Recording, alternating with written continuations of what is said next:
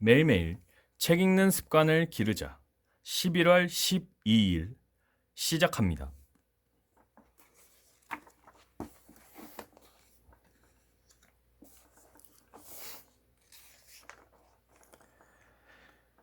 협력을 얻어내기 위한 원칙. 자신의 의도대로 사람을 설득하는 법. 2부.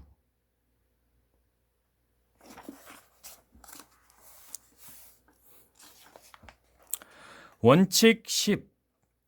논쟁에서 최선의 결과를 얻을 수 있는 유일한 방법은 그것을 피하는 것이다. 성숙한 리더는 승산 없는 제안을 하지 않듯 논쟁도 피한다. 논쟁이란 90%의 감정과 10%의 무의미한 말로 이루어진다. 런던에서 열린 로스 스미스 경을 위한 연회에 참석했을 때의 일입니다. 스미스 경은 제1차 세계대전 중 연합군의 조종사로 용맹을 떨쳤으며 전쟁이 끝난 뒤에는 30일 만에 지구를 반바퀴나 비행하여 전 세계를 놀라게 한 호주 사람입니다. 그러한 비행은 당시로서는 최초의 시도로서 커다란 센세이션을 불러일으켰습니다. 한창 식사를 하던 중 데일 카네기 옆에 앉아 있던 사람이 인간이 어떤 일을 벌이던 간에 그 결과는 신의 손에 달려있다 라는 말을 인용하면서 익살스런 이야기를 했습니다. 그는 이 인용문이 성경에 나오는 문구라고 말했습니다. 하지만 그는 잘못 알고 있었습니다. 그는 잘난 체하고 싶은 마음에 그의 잘못을 지적했습니다. 그러자 그는 흥분해서 말했습니다. 뭐라고요? 셰익스피어 작품에 나오는 말이라고요? 그럴 리가 없소. 말도 안 되는 소리요. 그 말은 성경에 나온단 말이요. 그는 나의 오른쪽에 앉아 있었고 왼쪽에는 내 친구 프랭크 가몬드가 앉아 있었습니다. 가몬드는 오랫동안 셰익스피어를 연구했기 때문에 우리는 그의 의견을 듣기로 했습니다. 그는 양쪽의 말을 다 듣고는 식탁 아래로 나의 발을 살짝 차면서 이렇게 말했습니다. 데일, 자네가 틀렸네. 저 신사분의 말씀이 옳아. 그건 성경에 나오는 말일세. 집에 돌아오는 길에 나는 그 친구에게 프랭크 자네도 그 인용문이 셰익스피어에 나오는 말임을 잘 알고 있지 않은가? 라고 물어보았습니다. 물론 알고 있지. 햄릿 5막 2장에 있는 말이지. 하지만 우리는 그 연회에 초대받은 손님이었네. 왜 그 사람 말이 틀렸다는 것을 증명하려 들지? 그렇게 하면 그가 자네를 좋아하기라도 했을까? 그 사람의 체면도 생각해 주어야지. 게다가 그가 자네의 의견을 물었던 것도 아닌데 왜 그 사람과 논쟁을 하려고 하는가? 항상 원만하게 처신해야 하네. 프랭크는 나에게 결코 잊을 수 없는 깨달음을 주었습니다. 나는 논쟁하는 습관을 갖고 있었는데 그 일은 나에게 매우 유용한 교훈이 되었습니다. 그 후 수많은 토론을 경청하고 참여하면서 여러 토론의 결과를 주의 깊게 살펴보았습니다. 이런 경험들로 인해 나는 논쟁에서 이기는 최선의 방법은 이 세상에서 오직 단 한 가지 방법, 즉 논쟁을 피하는 것이라는 결론을 내렸습니다. 마치 독사나 지진을 피하듯이 논쟁을 피하세요. 논쟁은 언제나 자기 입장이 옳다는 것에 대한 확신으로 끝나버립니다. 당신은 논쟁에서 이길 수 없습니다. 논쟁에서 져도 지는 것이고 이긴다고 해도 지는 것이기 때문입니다. 왜 그럴까요? 만일 논쟁에서 상대방을 완벽하게 제압했을 경우 당신의 기분은 좋겠지만 상대방은 어떨까요? 그는 열등감을 느끼고 자존심의 상처를 받을 것입니다. 자신의 신념이 확고한 사람은 어떠한 경우에도 그 신념을 버리지 않습니다. 패트릭 오헤어라는 아일랜드 사람이 카네기 코스에 참가한 적이 있습니다. 그는 논쟁을 좋아하는 사람이었고 트럭 영업사원으로 일하고 있었으나 실적이 좋지 않아 우리 코스에 참가한 것이었습니다. 그와 간단한 대화를 나눈 뒤 나는 그가 끊임없이 고객과 논쟁하고 대립하는 사람이라는 사실을 알 수 있었습니다. 고객이 트럭에 대해 조금만 트집을 잡아도 몹시 화를 내면서 고객에게 대들었고 고객과 논쟁을 벌이면 늘 이겼습니다. 그리고 상대방의 사무실에서 나올 때는 항상 저런 녀석은 본때를 보여주어야 돼 하고 혼잣말로 중얼거렸습니다.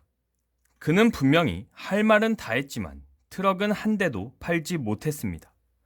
내가 패트릭 오웨어에게 가르쳐야 할 것은 말하는 방법이 아니라 말을 삼가고 논쟁을 피하도록 훈련시키는 일이었습니다. 그는 마침내 뉴욕의 화이트 모터사에서 가장 우수한 실적을 올리는 영업사원이 되었습니다. 어떻게 했을까요? 그의 성공 방법을 들어봅시다. 고객이 화이트 트럭이 좋지 않다고 하면서 후지트 트럭을 사겠다고 말하면 이제는 이렇게 대답합니다. 후지트 트럭은 훌륭합니다. 당신이 후지트 트럭을 사시면 후회하지 않을 겁니다. 후지트 트럭은 훌륭한 회사이고 영업사원도 우수합니다. 제가 이렇게 말하면 고객은 아무 말도 못합니다. 논쟁을 할 여지가 없게 되는 것이죠. 고객이 후지트 트럭이 좋다고 말할 때 제가 그 말에 동의하면 고객은 말을 중단하게 됩니다. 제가 동의했는데도 하루 종일 후지트사 트럭이 최고야라는 소리를 계속할 수는 없으니까요. 그런 후에 우리는 화제를 바꾸어 화이트 트럭의 장점에 관해 말하기 시작합니다. 이전에는 고객의 그런 말을 들으면 곧바로 흥분하여 후지트 트럭의 결점에 대해 헐뜯기 시작했을 겁니다. 하지만 논쟁을 하면 할수록 고객은 더욱더 경쟁사의 제품에 호감을 가지게 됩니다. 지금 생각해보면 그런 식으로 영업을 해서 어떻게 한 대라도 팔 수 있었는지 의문이 갑니다. 나는 오랫동안 논쟁을 하느라 계속 손해만 보았습니다. 이제는 입을 다물고 지냅니다. 덕분에 실적이 날로 번창하고 있습니다. 벤저민 프랭클린은 이렇게 말했습니다. 당신은 논쟁에서 시비를 하거나 반박을 하면서 상대방을 이길 수도 있다. 하지만 그것은 공허한 승리에 불과하다. 당신은 결코 상대방의 호의를 얻지 못한다. 그리고 링컨은 이렇게 말했습니다. 스스로에게 최선을 다하려는 사람은 사사로운 논쟁 따위에 시간을 허비하지 않는다. 당신이 정당한 경우라도 사소한 일에는 양보를 하라. 개와 싸움을 하다가 개에게 물리는 것보다 개에게 길을 비켜주는 것이 현명하다. 개를 죽인다 해도 물린 상처가 아물지는 않는다. 당신은 어떠한가요? 논쟁에서 승리를 원합니까? 아니면 상대방의 호의를 택하겠습니까? 양쪽 모두 가지기는 어렵습니다. 당신이 아무리 옳다고 하더라도 상대방의 마음은 변하지 않습니다. 물론 당신이 틀린 경우에도 마찬가지입니다. 석가모니가 미움은 결코 미움으로 없어지는 것이 아니다. 사랑으로 대할 때 사라진다. 라고 말한 것처럼 논쟁을 통해서는 결코 오해를 풀 수 없습니다. 논쟁이 아니라 재치나 화해, 그리고 상대방의 입장을 이해하고 공감하려는 마음가짐으로 이야기할 때 비로소 오해는 사라집니다. 오페라 테너 가수인 얀 피어스는 50여 년의 결혼 생활 후에 이렇게 말했습니다. 아내와 나는 오래전에 약속을 하나 했습니다. 아무리 화가 나도 이것만은 지켜왔습니다. 한 사람이 소리 지르면 다른 사람은 무조건 잠자코 듣기로 했죠. 두 사람 다 소리 지르면 대화는 없어지고 소란과 불협화음만 생기기 때문이지요. 다음은 피스 앤드 피시스라는 잡지에 실린 글로 의견 차이가 있을 때 논쟁을 피하는 몇 가지 방법입니다. 서로의 의견이 다르다는 사실을 기꺼이 받아들여라. 두 사람의 의견이 항상 일치한다면 두 사람 중 한 사람은 불필요한 인물이다. 라는 문구를 기억하라. 맨 처음에 본능적으로 떠오르는 느낌을 믿지 마라. 의견 차이가 있을 때 우리 마음에 최초로 생기는 반응은 부정적인 것으로부터 자신을 보호하려는 태도이다. 상대방에게 이러한 부정적인 반응이 그대로 전달되면 최악의 사태가 벌어질지도 모른다. 자신의 감정을 조절하라. 왜 화를 내는지를 살펴보면 그 사람의 실체를 파악할 수 있다. 먼저 상대방의 말을 경청하고 상대방에게 말할 기회를 줘라. 상대방의 말을 끝까지 들은 뒤 당신과 의견 일치를 이루는 부분이 어떤 것인지 생각해보라. 솔직하라. 당신의 실수를 인정하고 실수에 대해서 사과하자. 그러면 상대방은 마음을 누그러뜨리고 논쟁하려는 태도를 바꾸게 될 것이다.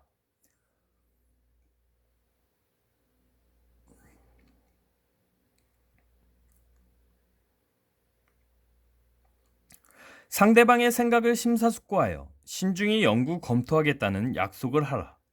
실제로 그렇게 해야 한다. 왜냐하면 상대방이 옳을지도 모르기 때문에. 상대방의 진심에 대해 진심으로 감사하라. 당신과 논쟁을 벌일 정도라면 당신에게 관심이 있기 때문이다. 이런 사람은 적이 아닌 친구가 될 수 있다. 행동을 뒤로 미뤄라. 문제를 보다 냉철하게 바라보기 위해서는 시간을 가질 필요가 있다. 몇 시간 뒤 혹은 그 다음날 다시 만나자는 제안을 해보아라. 원칙 10. 서머리. 중요한 것은 논쟁에서의 승리가 아니다. 누구도 논쟁에서 결코 승리할 수 없습니다. 논쟁에서 진다면 진 상태로 끝나는 것이고 이긴다고 해도 그것은 결국 지는 것입니다. 논쟁은 상대방에게 열등감을 주고 자존심에 상처를 주기 때문이죠.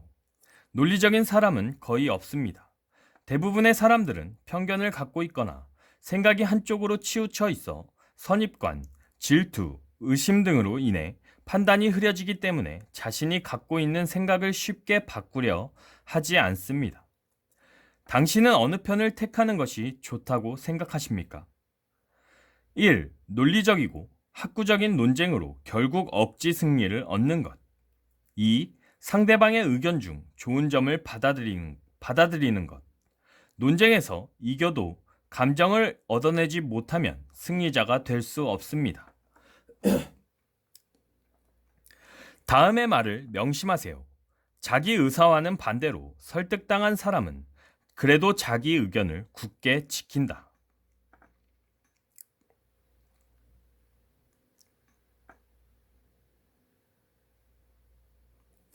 행동으로 옮겨보세요. Move into action. 10은 모든 것이 열린다는 것을 의미합니다. 원칙 10에서 21은 윈윈 하는 원칙으로 이제부터는 신뢰와 존경으로 자발적인 협력을 얻어내는 설득력 있는 리더십을 배우게 됩니다. 매듭을 풀어 모든 것을 열리게 하는 11제는 논쟁을 피하세요. 논쟁이 시작될 것 같은 상황에 직면하면 가능한 그 상황을 피할 수 있는 방법을 찾으세요. 그 방법 중 한 가지는 자신의 자연스러운 반응을 지켜보는 것입니다. 즉, 수비 자세를 취하는 것이지요. 조용히 기다리세요. 그리고 상대방이 하는 말을 경청하세요. 그런 다음에 쓸데없는 논쟁을 피하세요. 오늘은 여기까지 읽겠습니다. To be continued.